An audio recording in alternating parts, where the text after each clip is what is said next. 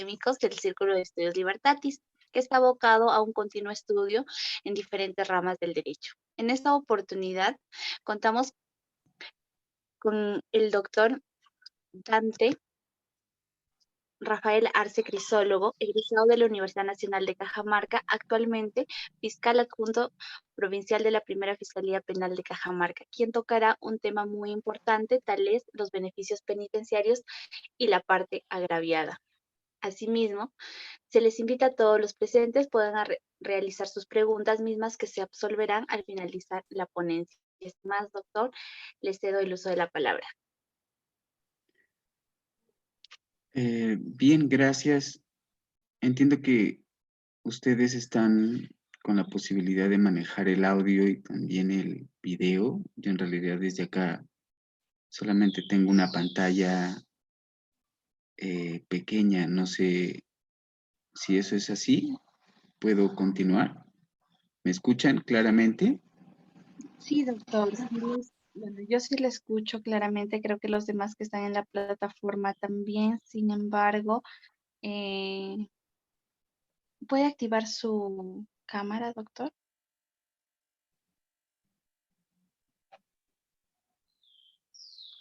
Ujú. Ya la activé. Genial, sí, se ve perfectamente. Ok, ok. Bueno, señorita, buenas tardes con usted, con todos las personas que se han dado cita en esta oportunidad a a este momento virtual, por así llamarlo. En primer lugar, voy a agradecer la invitación que hace el Grupo Libertatis a mi persona. La verdad, pues me siento muy honrado, ¿no? Hasta y merecedor en realidad. Y confieso que pues esto de los temas virtuales o de las ponencias virtuales tienen bastantes aspectos positivos, nos permiten estar en comunicación, pero es un tanto curioso, uno al parecer pues resulta ser una especie de monólogo aquí, ¿no? Frente a la laptop. Pero bueno, como decía, agradezco enormemente la invitación y pues sin más retraso vamos a iniciar con algunas anotaciones, algunos apuntes que hemos hecho respecto de este tema propuesto, ¿no? Los beneficios penitenciarios y la parte agraviada. Bueno, lo primero que tengo que decirles a todas las personas que me están escuchando es que voy a reconocer que he sido muy pretencioso con el título, en realidad, de la ponencia. ¿Por qué? Porque, bueno, hay varios beneficios penitenciarios y el ejemplo ilustrativo que les he traído, que es un ejemplo ocurrido en el trajinar laboral, pues está relacionado con uno de ellos. Entonces, lo correcto quizás hubiese sido citar al beneficio penitenciario, que en este caso es una semilibertad, y añadir el tema de la parte agraviada, ¿no? Es decir, la semilibertad y la parte agraviada, para, para contextualizar mejor. Es necesario decir esto porque gracias a ello me he permitido, antes de ofrecerles algunos datos para que ustedes conozcan qué es lo que pasó en este caso en concreto, creo que una suerte de introducción merece el tema de los beneficios penitenciarios y su definición, ¿no? Es decir, cómo deberíamos entender a estos beneficios penitenciarios. Y para ello me he permitido también hacer referencia a dos entes que, bueno, marcan el derrotero jurídico en muchas oportunidades, en nuestros casos en concreto que venimos desarrollando. Y uno de ellos es el Tribunal Constitucional y el otro de estos es la Corte Suprema. Lo que pasa es que tanto el Tribunal Constitucional como la Corte Suprema nos han dado algunos lineamientos respecto a los beneficios penitenciarios, pero no hay uniformidad en ellos.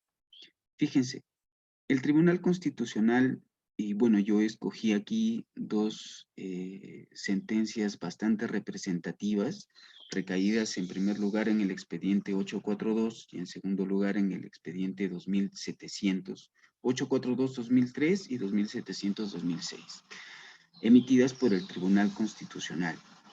Y en estas sentencias vamos a advertir nosotros que los beneficios penitenciarios no son considerados derechos subjetivos, son considerados una suerte de garantías, por así decirlo, ¿no? De incentivos que se utilizan para priorizar o para concretar los fines constitucionales del derecho penitenciario, que resulta ser el tema de la reeducación y readaptación, pero no los considera derechos subjetivos.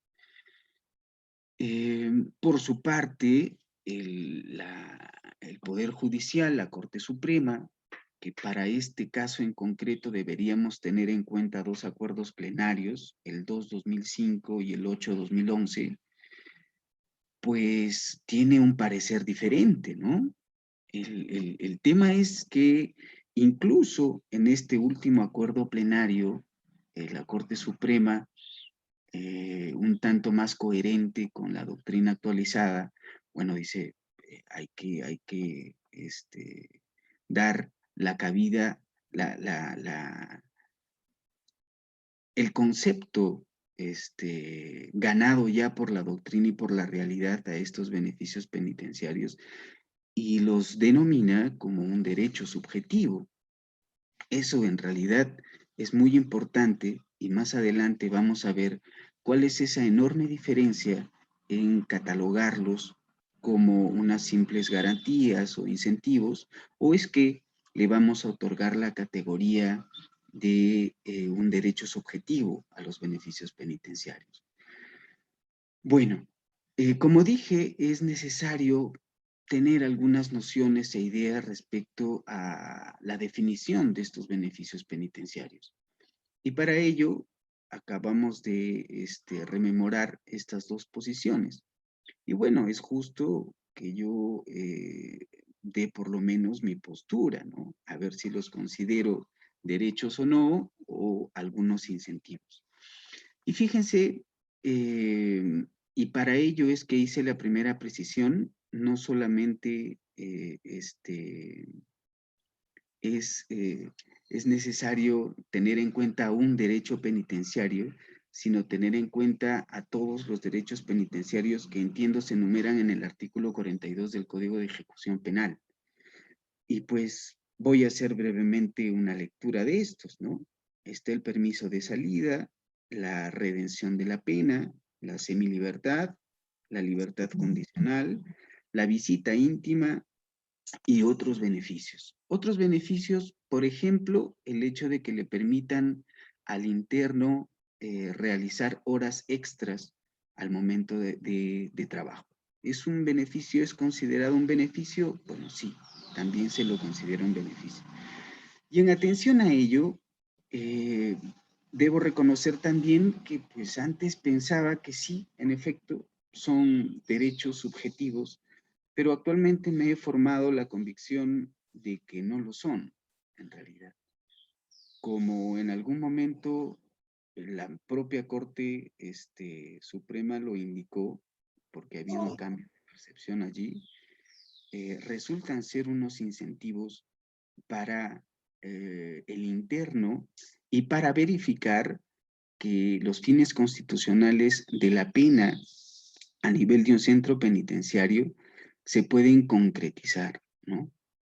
Y mi definición va, o mi postura va en el sentido de que como derechos subjetivos los internos tendrían la posibilidad de defender, por ejemplo, la dación o no de un beneficio penitenciario.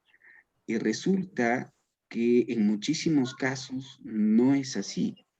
O está en manos de un juez o está en manos de una comisión especializada, pero que forma parte de las autoridades de un centro penitenciario. Por lo tanto, esa sería mi inicial postura. Y pues, ya habiendo dicho ello, como dije, nos vamos a ubicar en un ejemplo ilustrativo para el tema de la semilibertad. Y si tienen ustedes por allí una hojita y un lapicero, creo que sería bueno que anoten los siguientes datos. Ya en esta parte, como repito, vamos a tratar de acercarlos un poquito más con un ejemplo de la vida laboral que hemos tenido. Y bueno, miren, vamos a denominar al señor K como el protagonista de este beneficio penitenciario. Y lo que tenemos que saber acerca de este señor K es que en el año 2004 cometió el delito de robo agravado, específicamente el 14 de octubre. Los hechos, bueno, por obvias razones no puedo ser muy preciso, pero relatan la historia de este señor K ingresando a una gallera al promediar pues las 2 de la tarde. Era un tipo apostador, ¿no? También bebedor. Al parecer habría perdido algunas apuestas hechas y salió de esta gallera al promediar las 7 de la noche. Ocupó el primer taxi que estuvo a la mano y yo intuyo que fue en ese momento que se decidió a robarlo. El señor K tenía un arma de fuego en la cintura y pues valiéndose de ello, como repito, decidió robar el vehículo, ¿no? Claro que para ello, lamentablemente, tuvo que darle muerte al conductor. Lo que tienen que saber también respecto de este caso es que en el 2004, gracias a las cámaras, gracias a las testimoniales de algunos taxistas que estaban por allí, y gracias también al cruce de información con la empresa de taxis, sí se logró identificar al señor K. Es decir, se sabía quién era, ¿no? Pero lamentablemente no se lo logró ubicar, no se lo logró detener y así permaneció. Así que este es nuestro primer evento. El señor K cometiendo el delito de robo agravado el 14 de octubre del año 2004. Nuestro segundo evento es el siguiente. Ya nos trasladamos hasta el año 2014, es decir, 10 años después aproximadamente, cuando el señor K es intervenido ebrio manejando una moto lineal, específicamente el 12 de enero del 2014. Bueno, como entenderán, ya para esta fecha, pues se habían dictado las órdenes de ubicación y captura a nivel nacional. Por lo tanto, luego de ser intervenido por haber conducido en estado de ebriedad esta moto lineal y al darse cuenta, claro, de la requisitoria, fue inmediatamente trasladado hasta acá, hasta la ciudad de Cajamarca, puesto que tenía un proceso judicial pendiente de juicio. El tercer evento ya nos ubica a nivel del juicio, en donde inmediatamente voy a dar el dato de sentencia. Se dio la sentencia de primera instancia el 28 de abril del año 2014. Se le impuso 30 años de pena privativa de libertad y una reparación civil de 80,000 soles. Antes que se me olvide, el señor K, para el año 2004, en que cometió el delito de robo agravado, tenía 19 años. Y por otro lado, el taxista tenía su familia, dejó a su esposa, y lamentablemente a 2 hijos pequeños, ¿no? De 3 y 7 años. Bueno, esta sentencia de primera instancia fue recurrida. Pasamos a la sentencia de segunda instancia que se dictó el 15 de agosto del año 2014. Lo que ocurrió fue que confirmaron la sentencia, es decir, confirmaron los 30 años de pena privativa de libertad y confirmaron la reparación civil de 80.000 soles. En este caso, a favor de la parte agraviada que ya estaba compuesta por la esposa y los 2 menores hijos. Siendo así, entonces, el inicio de la pena privativa de libertad fue el 14 de abril del año 2014 y el culmino, o ya para terminar, tendríamos que trasladarnos hasta el 14 de abril del año 2044, 30 años después. Bueno, nuestro quinto evento o aspecto o dato a tener en cuenta respecto de este caso en concreto es que el 15 de septiembre del año 2020, el señor K presenta su solicitud de confección de cuadernillo por el beneficio de semi-libertad.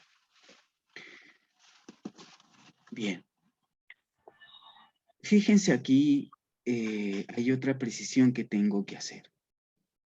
En esta pequeña disertación, lo que vamos a hacer es tratar específicamente el elemento jurídico, el aspecto jurídico que rodea a la formulación de un pedido de beneficio penitenciario, en este caso de semilibertad. ¿Y esto por qué? Porque hay temas que convergen, ¿no? Pero que no son o no están, por lo menos en esta disertación, no han sido materia de análisis, ¿no? Así que lo que vamos a analizar es específicamente el aspecto jurídico y de paso vamos a dar algunos datos relacionados con el informe jurídico emitido por el representante del INPE. Se entiende para este caso en concreto. Fíjense, y en ese aspecto, es decir, para tratar el tema jurídico respecto de un beneficio penitenciario, lo primero que nos vamos a tener que preguntar es ¿qué ley aplicamos para este beneficio penitenciario? Y digo esto porque si bien es cierto, ¿no? Actualmente contamos con el artículo 57A en la sección 4A del Código de Ejecución Penal. Esto ha ocurrido a partir del 2016. Antes voy a hacer una reseña de lo que ocurría.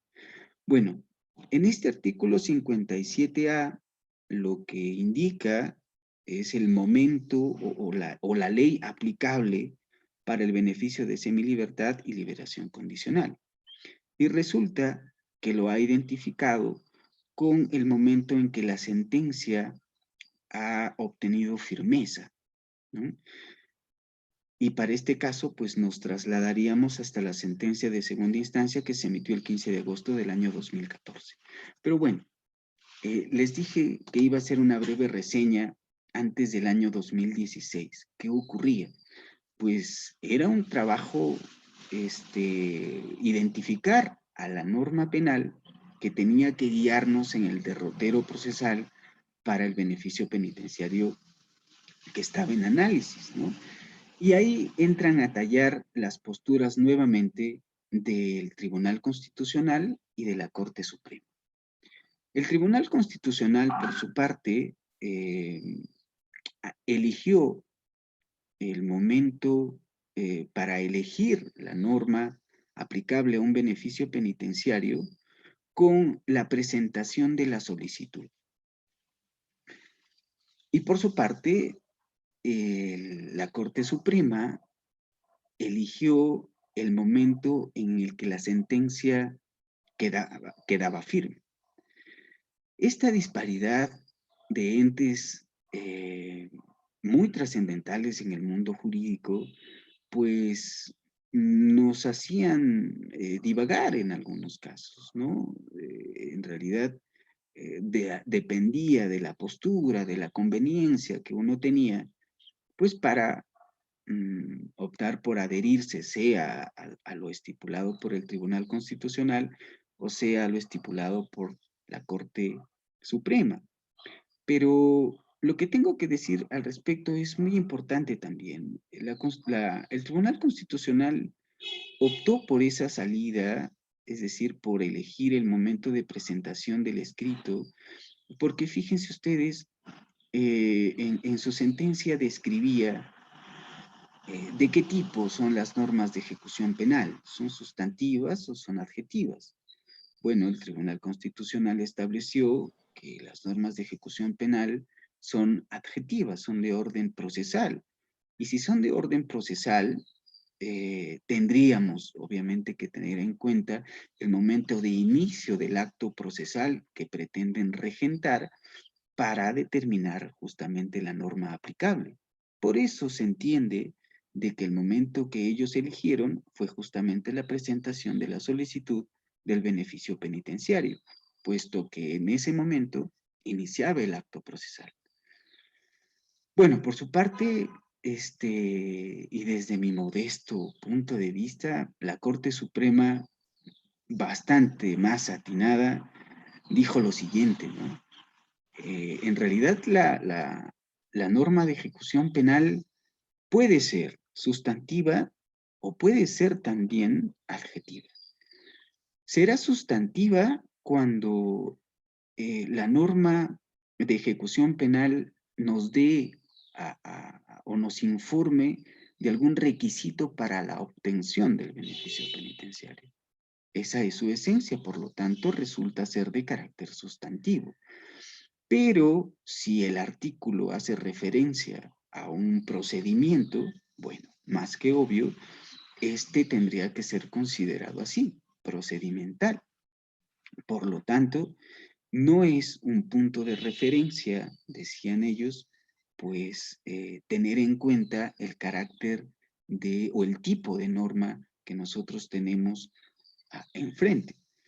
De esta manera, llegaron a la conclusión de que al ser un beneficio penitenciario y al evaluar los niveles de reeducación y readaptación, tendrían que, o tendríamos nosotros que tener en cuenta el momento en el que la sentencia quedó firme o consentida para ubicar a la ley de ejecución penal aplicable al caso en concreto.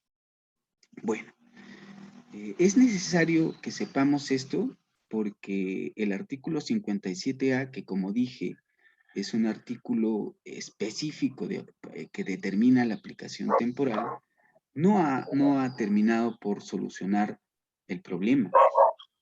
Bueno, para este caso en concreto, si nos basamos en este 57A, tendríamos que identificar la norma de ejecución penal que ha estado vigente el 15 de agosto del año 2014. Bueno, eso es sencillo. Si ustedes tienen un SPIG por allí, les va a ayudar muchísimo. Puesto que el SPIG te lanza las normas anteriores, ¿no?, que han estado vigentes respecto de una determinada institución. Y allí nos vamos a dar cuenta que para el 15 de agosto del año 2014 estaba vigente la ley 30.076 del 19 de agosto del año 2013. En esta norma, en la ley 30.076, lo curioso es de que los beneficios de semilibertad estaban proscritos. Si uno lee el último párrafo de la 30.076, se va a dar cuenta que no hay o que no es posible solicitar un beneficio de semilibertad para el interno que ha ingresado por haber cometido el delito de robo agravado, artículo 189 del Código Penal. Y esto era lo que ocurría, es decir, nuestro señor K no tenía la mínima posibilidad de requerir o de solicitar un beneficio penitenciario puesto que ha sido condenado por el delito de robo agravado.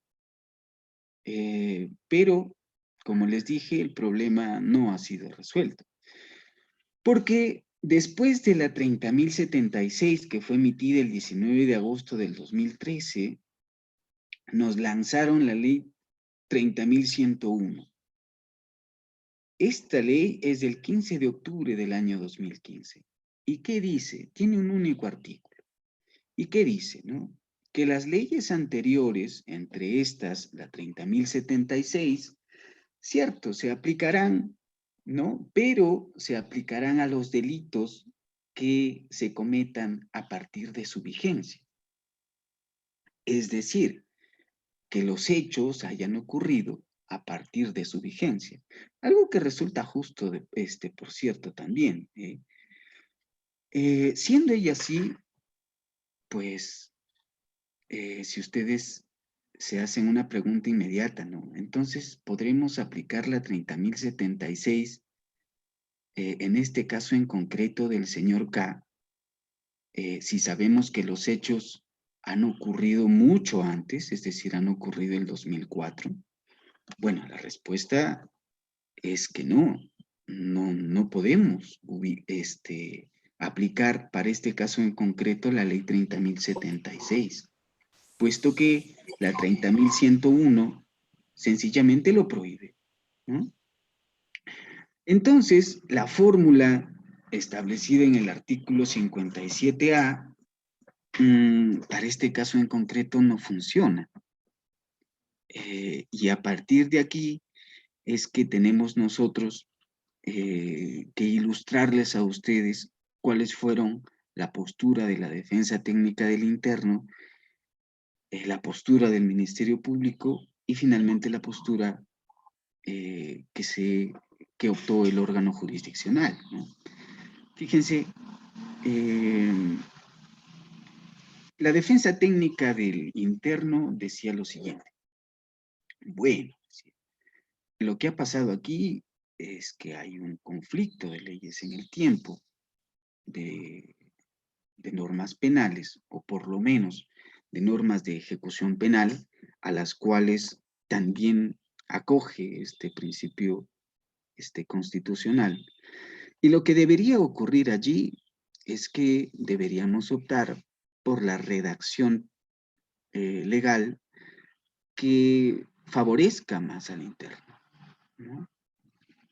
Por lo tanto, deberíamos trasladarnos hasta el artículo 48 del Decreto Legislativo 654, es decir, del Código de Ejecución Penal, en su texto originario.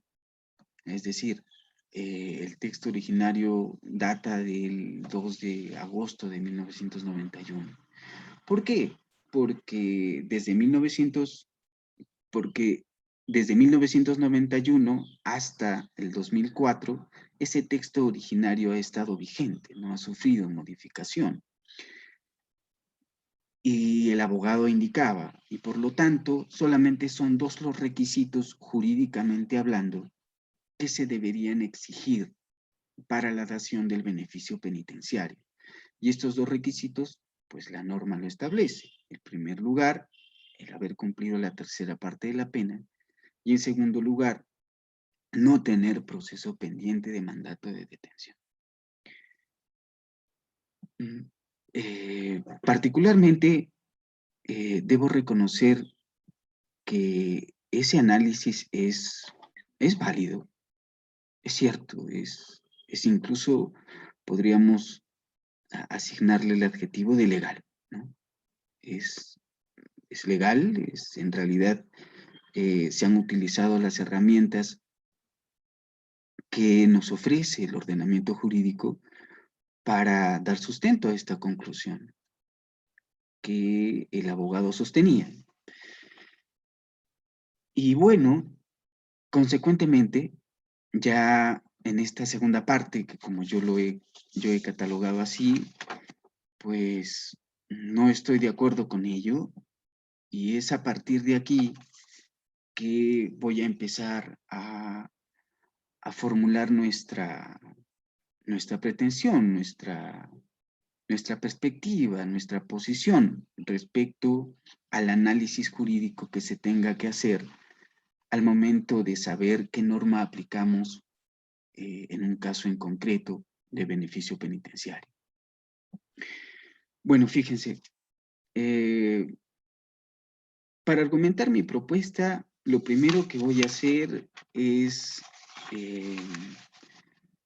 referirme a el ámbito constitucional y específicamente me voy a referir a la posición de la parte agraviada en el sistema penal constitucional. Brevemente les haré recordar que este cambio de sistema penal pues ha traído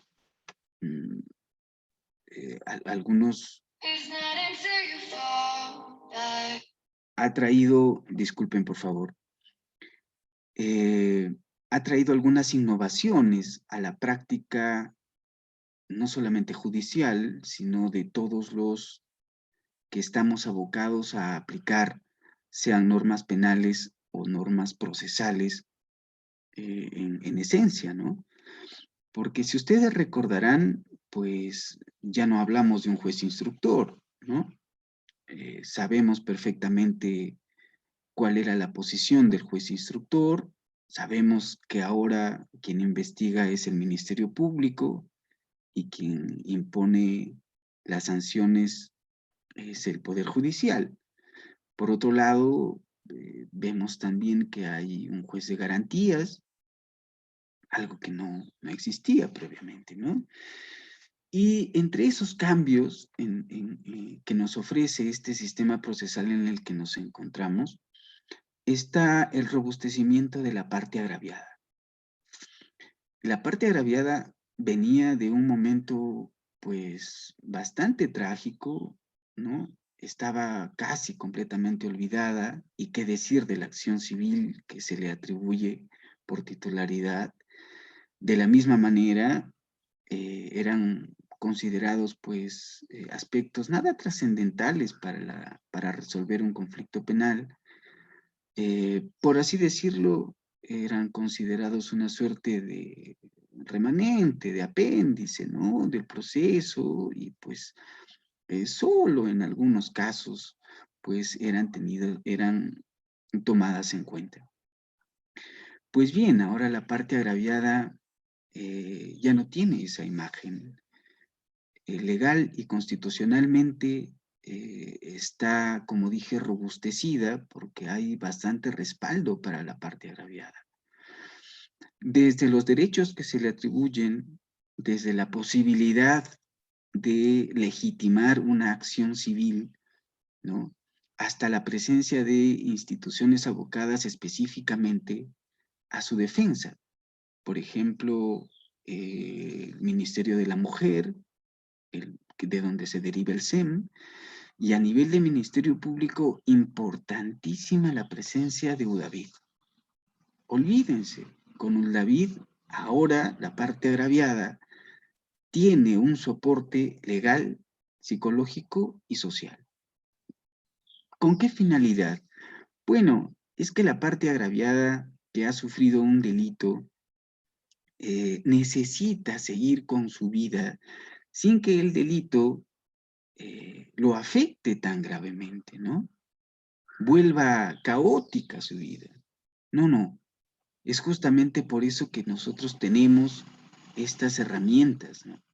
Para que la parte agraviada continúe su vida, repito, en una forma en que el delito no la afecte tanto.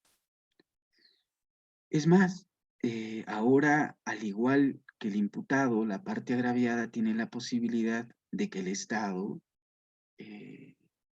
la dote de un abogado para que defienda sus intereses en, en esta investigación o en un proceso penal, ¿no? Pero esto ocurre, mis estimados amigos y amigas, por lo menos desde mi perspectiva, a nivel de diligencias preliminares, ciertamente, que muchas veces están relacionadas con o están adheridas a la investigación preparatoria, con la etapa intermedia y con el juicio oral. Porque UDAVID hace todo lo posible para que la parte agraviada concurra a un juicio, ¿no?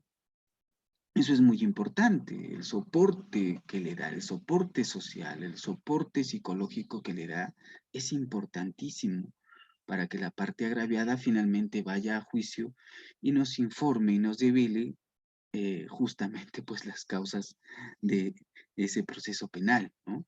Nos relate los hechos. Muy importante. Así que creo que en ese aspecto el tema constitucional en el sistema penal en el que nos encontramos tiene frutos que podemos evidenciarlos. Y bueno, la pregunta para este caso en concreto es, ¿y qué pasó con el momento procesal de la ejecución de la sentencia? Más propiamente, ¿qué pasó en el momento de la ejecución de la pena? Bueno, el imputado ya pues está en la cárcel, ¿no? Así que esperemos que busque la manera en que pueda cancelar la reparación civil. Antes de continuar en esta parte, es necesario ofrecerles un dato adicional de este caso en concreto del señor K, que me doy cuenta que lo he omitido y que resulta pues trascendental para continuar con el debate. Como dije, fue sentenciado el señor K a 30 años de pena privativa de libertad y al pago de una reparación de 80,000 soles. El informe jurídico que se emitió luego que presentara su solicitud de beneficio penitenciario indica, ¿no? Reclusión efectiva, 95 meses y 14 días. Cantidad de días trabajados, 1,863. Por redención de pena, tiempo redimido, 31 meses, 1 día. Total, 126 meses más 15 días. Como verán, la tercera parte de 30 años son 10 años y 10 años tiene un equivalente de 120 meses. Por lo tanto, al haber cumplido 126 meses más 15 días, en tiempo, el requisito estaba cumplido. Adicionalmente, en el informe jurídico hace referencia a la reparación civil por el monto de 80,000 soles, pero la reparación civil está completamente impaga. Es decir, no ha abonado un sol el interno para cumplir con esta obligación. Y en el informe jurídico se establece, ¿no?, como conclusión, el interno, señor K, sí cumple con los requisitos establecidos para acogerse al beneficio de semilibertad al que hemos hecho referencia. Bueno, como dije, y ya para recapitular nuestros argumentos de la propuesta que nosotros tenemos, ¿qué pasó en este momento procesal de la ejecución de la pena, ¿no? ¿Dónde está la parte agraviada? ¿Dónde están esos intereses, esos derechos atribuibles? ¿O cuáles son los mecanismos para que la parte agraviada pueda hacerse presente en esta última parte? Que a partir de ello voy a ofrecer mi primera conclusión.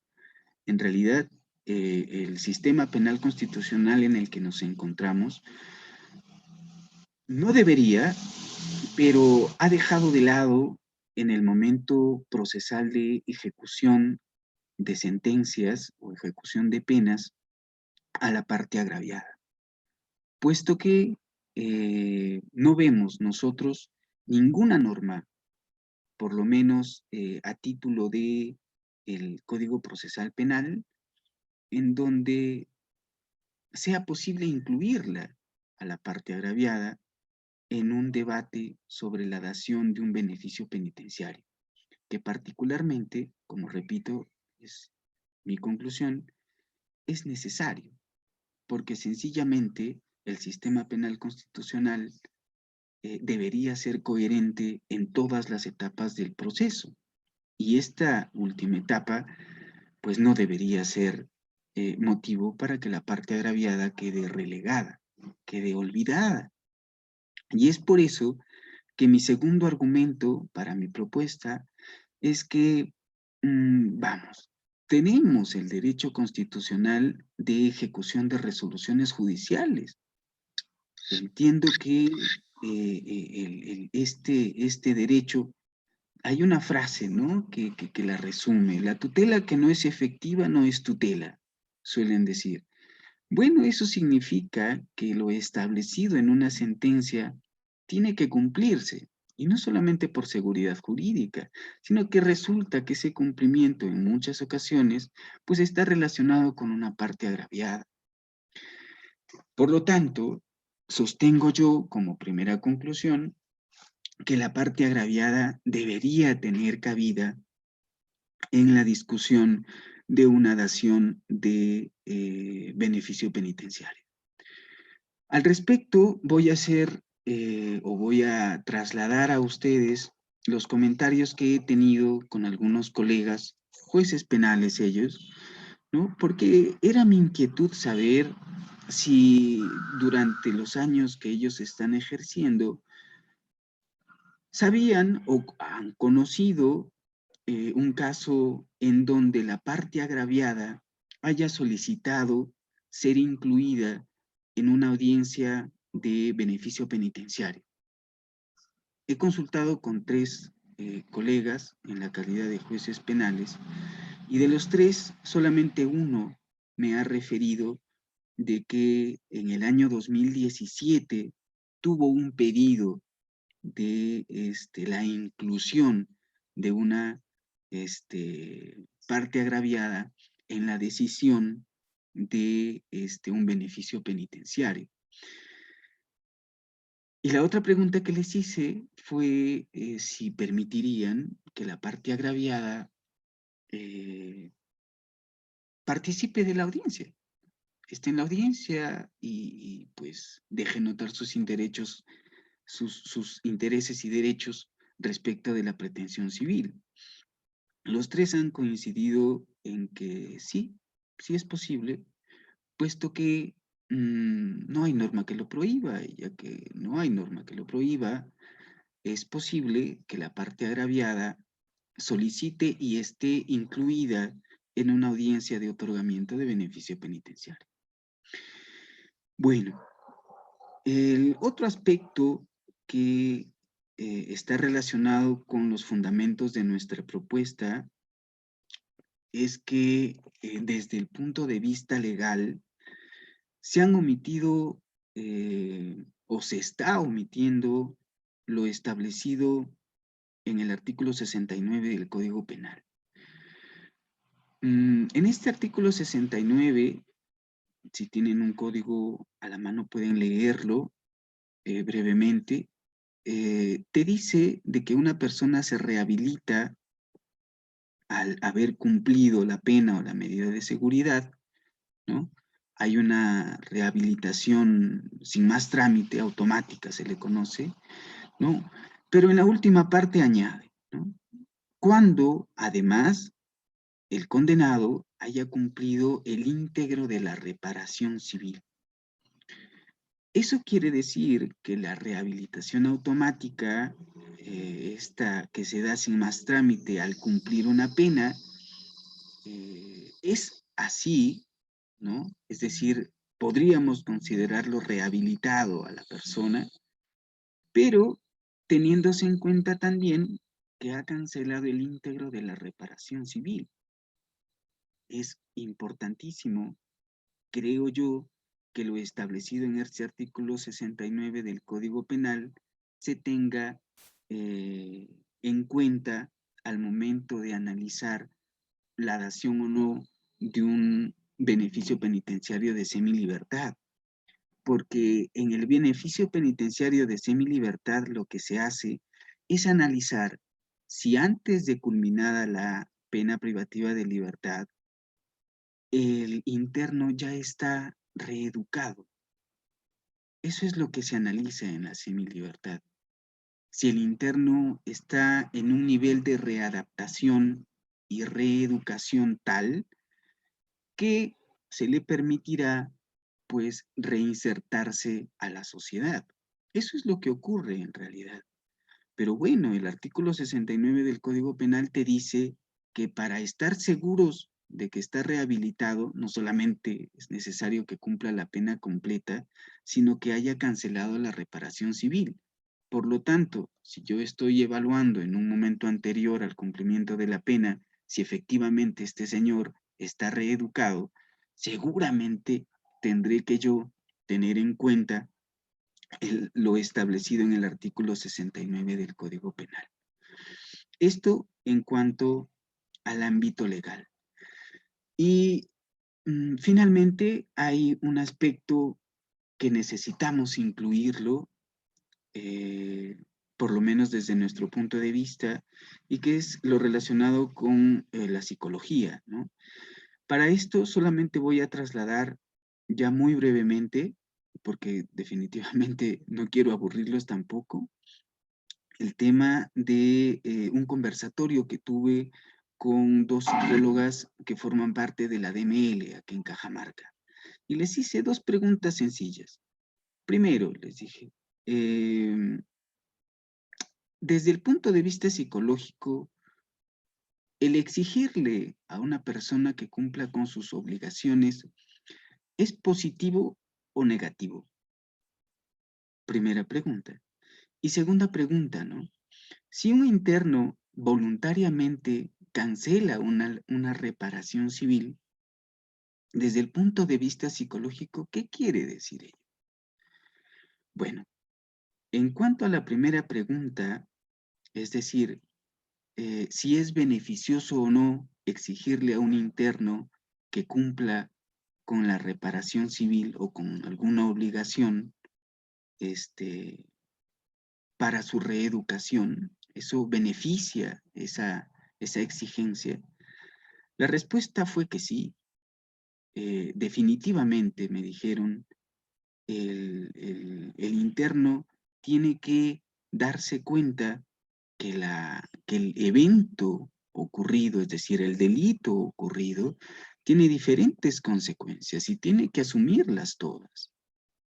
Por lo tanto, va a incidir en el tema de su reeducación de manera directa, ¿no? Es decir, es más, alguna me dijo, yo podría llegar a la conclusión de que este interno está reeducado cuando se preocupe por afrontar todas las consecuencias jurídicas que nacen del evento delictivo que se le atribuye.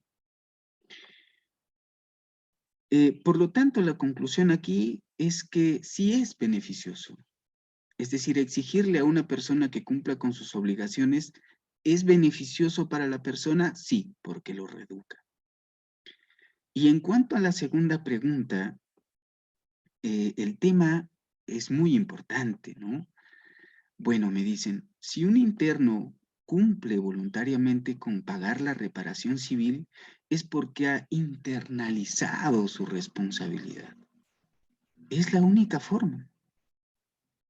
Es una evidencia de que es consciente de que con su actuar delictivo ha generado daño en terceras personas.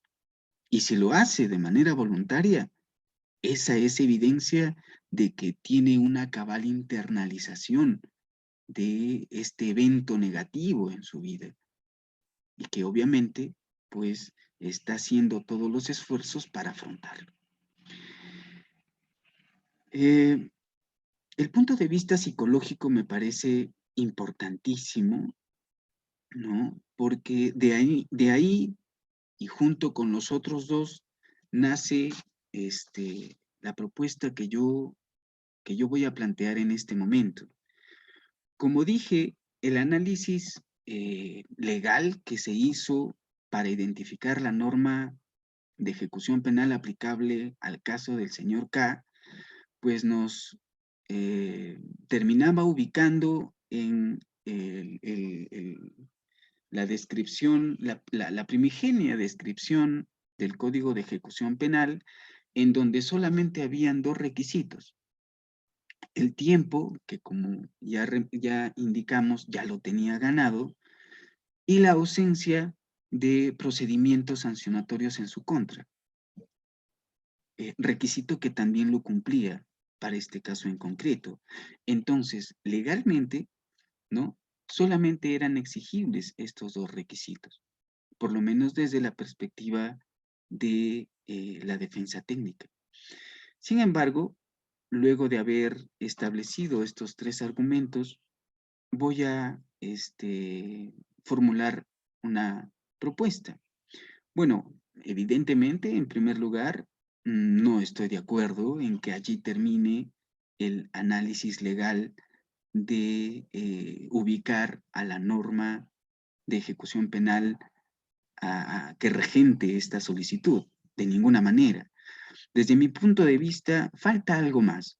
Y todo empieza por preguntarse justamente dónde está la parte agraviada en, en esta fórmula, ¿no? En esta propuesta que nos daba el abogado del interno.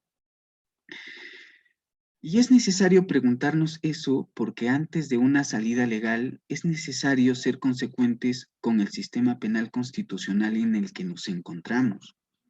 Y solamente para remarcar, la parte agraviada tiene o necesita estar presente en este último momento. Uno. Dos, la parte agraviada tiene la posibilidad, tiene el derecho de que esa sentencia en el extremo de la reparación civil sea ejecutada o se hagan todos los esfuerzos para que sea ejecutada. Y finalmente está el tema psicológico. En realidad, dejar que se vaya el interno sin haber cumplido ni un ápice de la reparación civil resulta ser psicológicamente contradictorio a los fines constitucionales que se persiguen. ¿Por qué? Porque sencillamente estás dejando ir a un interno que no pagó la reparación civil o que es lo mismo, que no ha internalizado realmente el evento delictivo que ha cometido. Y peor aún, que no se está haciendo cargo de las consecuencias jurídicas que de ese evento delictivo han nacido. Por lo tanto, mi propuesta es que a ese análisis nosotros agreguemos lo relacionado con el principio de combinación de leyes. Seguramente ustedes lo han escuchado por allí, está en el artículo 6 del Código Penal, y este principio de combinación de leyes te dice de que justamente cuando hay un conflicto de leyes penales en el tiempo, bueno, hay que optar por lo más favorable al reo, ¿no? Y el principio de combinación de leyes te dice, y si vas a optar por lo más favorable al reo, bueno, puedes utilizar diferentes leyes, ¿no? Puedes coger lo mejor de la ley A, lo mejor de la ley B, y aplicarlo a tu caso en concreto. La condición es que lo que vas a aplicar sea lo más favorable al reo. Eso es básicamente lo que te dice el principio de combinación de leyes. Bueno, por lo tanto, a esta redacción primigenia del Código Penal, tendríamos que agregar lo establecido en el Decreto Legislativo 1296, que actualmente está vigente, en el quinto, específicamente el quinto numeral. ¿Y qué dice el quinto numeral? Bueno, ahí claramente establece la condición de que el interno tenga que hacerse cargo de la reparación civil. Y para el momento de la presentación de la solicitud, como mínimo, ha debido de cancelar el 10%. Y si hay un monto por cancelar, tendría que haberse garantizado con una forma o un procedimiento que el juez apruebe. Entonces, esa es nuestra propuesta, es decir, que no nos quedemos con el texto originario del Código de Ejecución Penal para este caso en concreto, sino que incluyamos, por el principio de combinación de leyes, lo establecido en este artículo 48, quinto numeral, del Decreto Legislativo 1296. ¿Y por qué lo tenemos que incluir solamente para remarcar? Bueno, porque es más beneficioso a nivel de reeducación para el interno. Consecuentemente, tengo que afirmar también que esa inclusión es la norma más favorable al interno. Sí, es la norma más favorable para su reeducación, no para que salga libre, obviamente, ¿no? Primero tenemos que velar porque se reeduque y luego para evaluar la posibilidad de que egrese del centro penitenciario. Entonces, como decía, esta es nuestra propuesta en realidad, y ello ocasionaría que finalmente apliquemos, repito, la norma primigenia del Código de Ejecución Penal y, bueno, se incorpore este numeral 5 del artículo 48 descrito por el Decreto Legislativo 1296.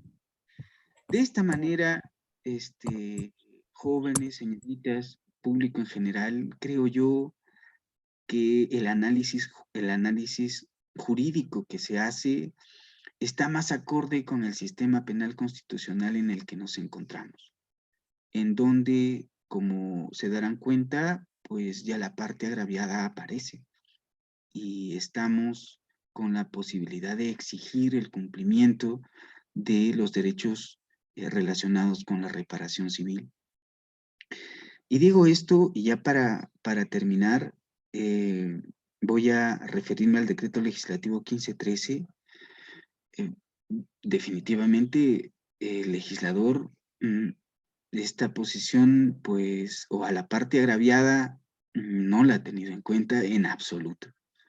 Sé que este decreto legislativo 1513 se dio a nivel de la emergencia sanitaria en la que prácticamente todo el mundo está, pero eso no significa que vamos a relegar, vamos a proscribir por completo, vamos a olvidar por completo a una de las partes que ha sido incluida desde, ¿no?, que comenzó este evento delictivo. Es más, es la que más perjudicada está. Así que no me parece lo establecido en el decreto legislativo 1513, puesto que, repito, no hay rastros de que el Estado pretenda tutelar algunos intereses o derechos de la parte agraviada, ¿no? Bueno, jóvenes, señoritas, con eso espero haber transmitido algo útil para su vida laboral. Espero también de que si tienen alguna pregunta y estoy en posibilidades de absolverla, pues sería genial. Por mi parte, nuevamente las gracias por su tiempo, a ustedes, ¿no?, por estar aquí, al Grupo Libertatis. Y bueno, repito, si hay alguna consulta, pues encantado de absolverla.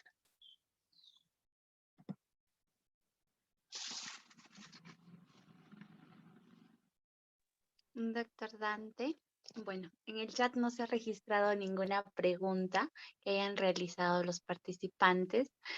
Sin embargo, también se les invita a que puedan activar sus audios y puedan realizar las preguntas correspondientes. De caso contrario, eh, ya culminaríamos la ponencia. Sí, claro, claro. A ver, hay que esperar unos segundos. De repente alguien se anima a preguntar algo. Perfecto.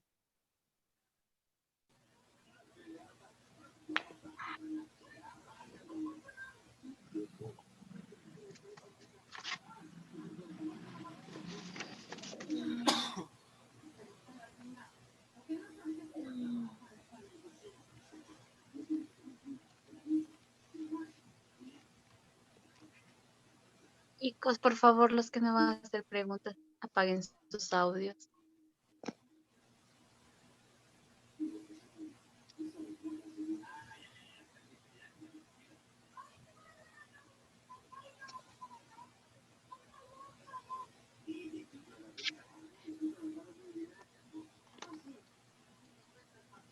Doctor Dante, en el chat hay una pregunta de Miguel Quirós, en donde señala que cuál es su opinión sobre lo sucedido con el violador de Yahan. ¿El violador de dónde? Eh, Asumo que es Paiján, creo, pero dice Piaján. Mm, quizás Paiján. Bueno, Ajá, sí, eso decía. Paiján, sí, no, Paiján. claro, debe ser. No, la verdad, le soy sincero, mm, no conozco el caso, pero si nos hace referencia brevemente y tiene relación con el tema disertado claro, pues trataremos de absolverlo. Así que con toda confianza podrías activar el micrófono, mi estimado amigo.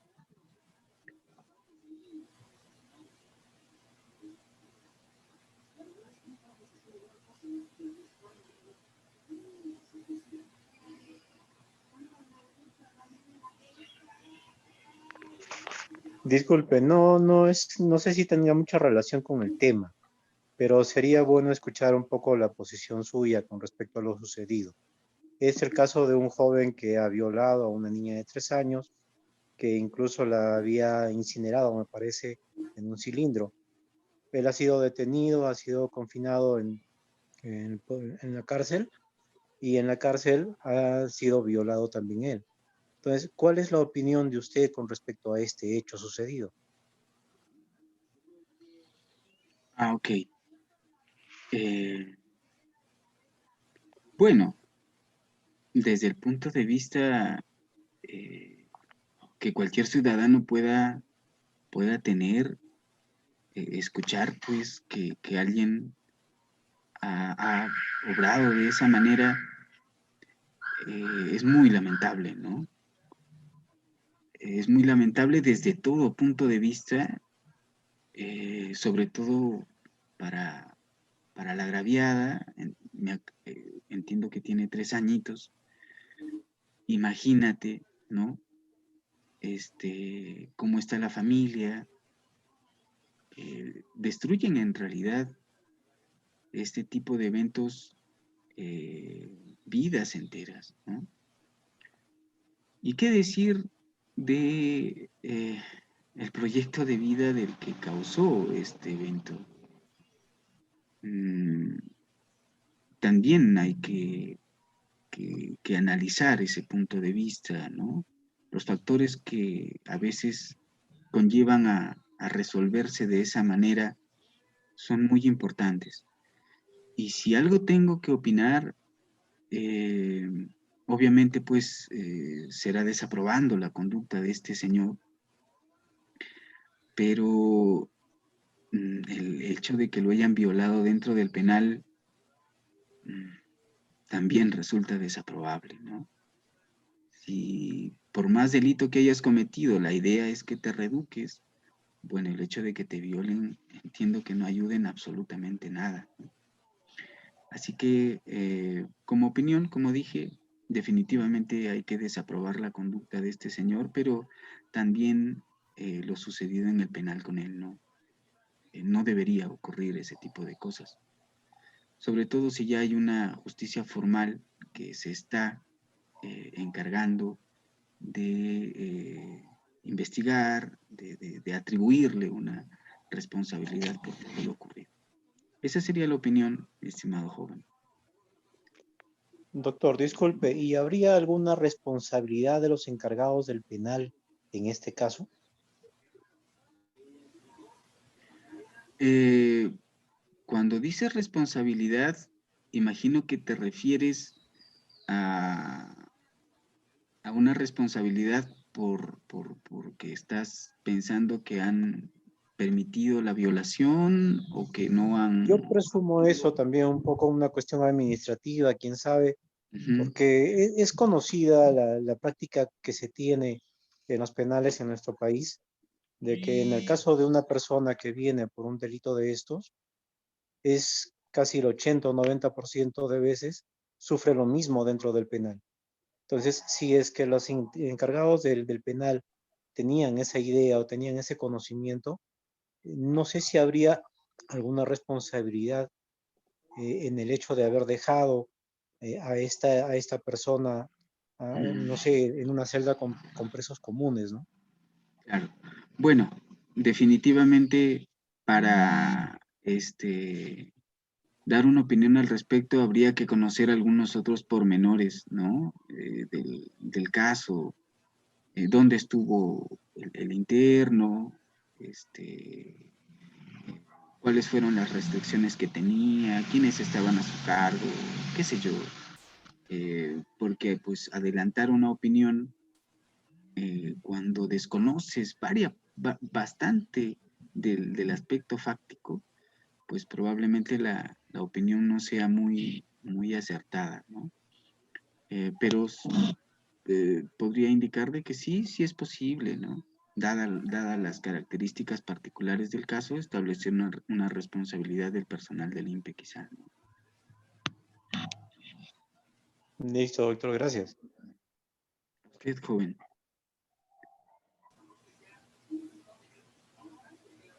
Doctor Dante, hay una pregunta de Rodrigo Guevara. Bueno, primero agradece por la excelente ponencia que usted nos ha dado a todos, de hecho, y señala que cuáles son los beneficios penitenciarios que podrían ser denominados de otra forma como derechos penitenciarios, o estos no llegarían a ser considerados como derechos. Ok.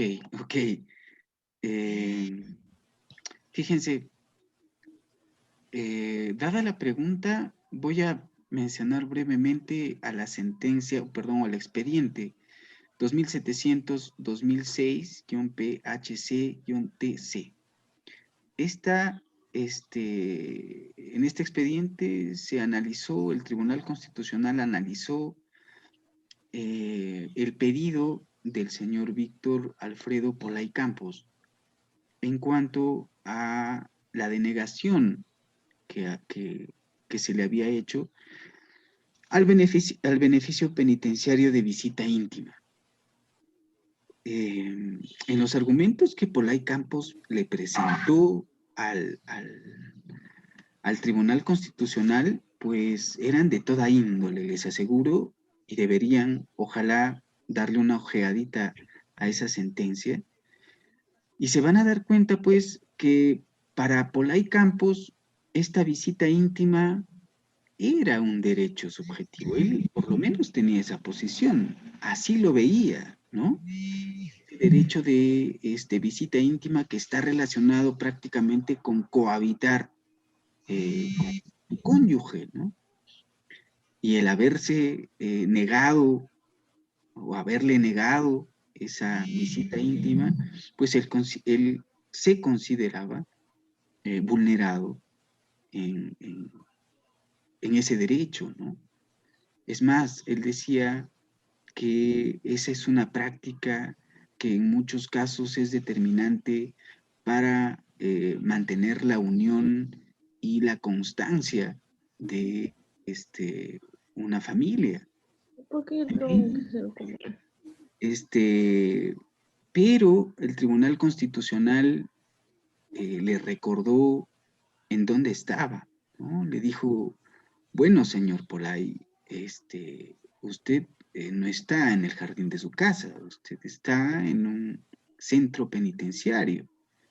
Y en un centro penitenciario hay un listado de derechos que se le han limitado, justamente a causa de una conducta que ha sido establecida como un delito en cierto momento. De esta manera, sus derechos pues se ven limitados justamente por eso. Entonces, lo que ha hecho el director del centro penitenciario es sencillamente analizar, ¿no?, si usted cumple o no con los requisitos legalmente establecidos para obtener la visita íntima. No ha evaluado la posibilidad de que usted vaya a ejercer un derecho a través de esta visita íntima. Lo único que está haciendo, repito, es evaluar los requisitos formales para su otorgamiento. Y por lo tanto, el Tribunal Constitucional dice, de esta manera, no estamos ante un derecho fundamental subjetivo, sino ante una suerte de garantía, de aliciente, ¿no? Que tiene por finalidad lograr la reeducación y readaptación de los individuos. Y ya para contestar tu pregunta, hay de todo en realidad. Eso es lo que dice el TC. Hay un material que yo he obtenido justamente para la disertación y que me voy a permitir pasarle al correo de la señorita para que quizás replique con los interesados. Y vean que está bien, el Tribunal Constitucional ha podido decir eso, pero hay una alumna del séptimo ciclo de la Pontificia Universidad Católica del Perú que tiene un artículo muy interesante que lo titula, ¿no? Beneficios o derechos penitenciarios.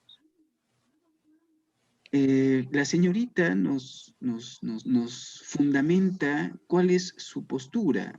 Para ella, estos mal llamados beneficios penitenciarios, dice, en realidad son derechos, ¿no? El tema de que no lo hayan indicado así, pues no significa que no lo sean, ¿no?